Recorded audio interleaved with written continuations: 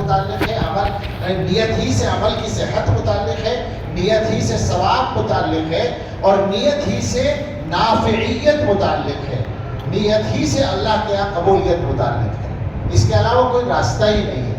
تو نیتوں پر ہم لوگوں کو محنت کرنے کی ضرورت ہے، اور یہ نیت کی جو محنت ہے، یہ آپ جب کسی کی تربیت میں رہ کر محنت کرتے ہیں۔ مجھ سے ایک مرتبہ کسی نے پوچھا تھا، 2-3 سال ہو گئے تھے حضرت سے، حضرت کے ہاتھ میں ہاتھ دیے ہوئے، تو کسی نے پوچھا تھا کیا حاصل ہوا؟ تو اس وقت میرا حاصل تو اب بھی پورا کچھ نہیں ہوا، لیکن چونکہ ابتدا تھی تو میں نے کہا نماز کی نیت کرنا آ گیا۔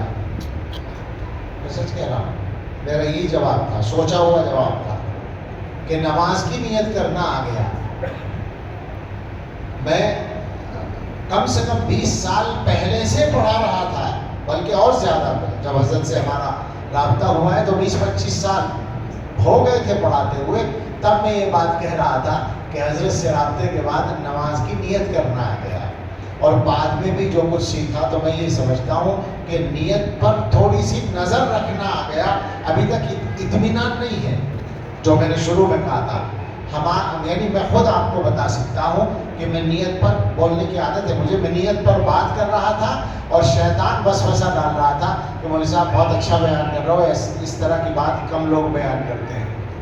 یہ ذہن میں آ رہا تھا کہ اس طرح کے موضوع پر لوگ کم بات کرتے ہیں، تو مجھے اللہ نے توفیق دی، میں نے دل سے اس بات کو نکالا۔ میں نے کہا شیطان اب بھی میری نیت پہ حملہ کر رہا ہے، میں نیت پر بات کر رہا ہوں اور وہ نیت ہی پر حملہ کر رہا ہے۔ تو سچی بات یہ ہے کہ شیطان ہمارے اعمال کو خراب کرنے کے لیے پریشان رہتا ہے۔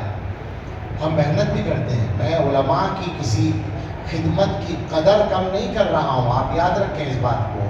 اگر علماء کے علاوہ کوئی آدمی ہو تو آپ کی طرف سے انشاءاللہ مضبوط وکیل میں ثابت ہوگا، بالکل بے فکر رہیں آپ، سچی بات ہے۔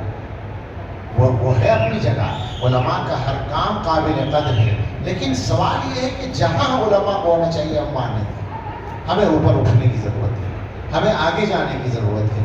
دنیا میں فتنے بہت ہیں، اور عقیدوں کے فتنے جن پر آپ کام بھی کر رہے ہیں مختلف انداز سے، لیکن شیطان کے بارے میں آپ اچھی طرح سے یاد رکھیں کہ شیطان اس دنیا کا سب سے چست و چالاک بڈھا ہے۔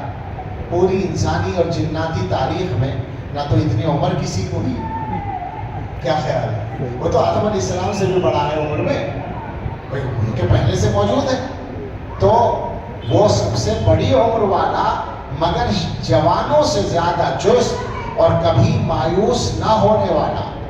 ان الشیطان لکم عدو فاتخذوہ عدوا، قرآن تو قیامت تک رہے گا نا، قیامت تک یہ آیت بھی رہے گی، اس کا مطلب ہے کہ اس کی دشمنی مسلسل ہے۔ وَكَذَلِكَ جَعَلْنَا لِكُلِّ نَبِيٍّ عَدُوًّا شَيَاطِينَ الْإِنسِ وَالْجِنِّ، شیاطین الانس یہاں کہا پہلے، نبیوں کی عداوت میں شیاطین الانس مقدم ہے، تو انبیاء کے جانشینوں کی عداوت میں بھی تو شیاطین الانس مقدم ہوں گے۔ اور مجھے تو ایسا لگتا ہے کہ شاید جنات میں کام زیادہ جنات کرتے ہوں گے، انسانوں میں زیادہ کام انسان ہی کرتے ہیں۔ شیاطین الانس جو ہیں، شیطان کے نمائندے کام کر رہے ہیں، اور کس کس طرح کر رہے ہیں وہ آپ کے سامنے ہے۔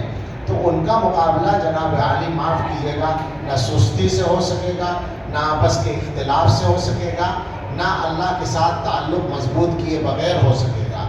ان کے مقابلے کے لیے قابلیت زیادہ نہیں چاہیے، اللہ کی بارگاہ میں قبولیت چاہیے، بقدر ضرورت قابلیت بھی چاہیے۔ اور معاف کیجیے گا، قابلیت سے مراد اگر علم ہو اور علم کی وسعت ہو تو ابھی ہمارے پاس وہ بقدر ضرورت بھی نہیں، اس لیے کہ ہم پڑھتے نہیں، ہمارے یہاں پڑھنے کا بڑا بحران، ہم میں بہت کم لوگ ہیں جن کا مطالعہ روزانہ پڑھتا ہو، میرے الفاظ یاد رکھیے گا، روزانہ پڑھتا ہو، تھوڑا ہی سا صحیح کچھ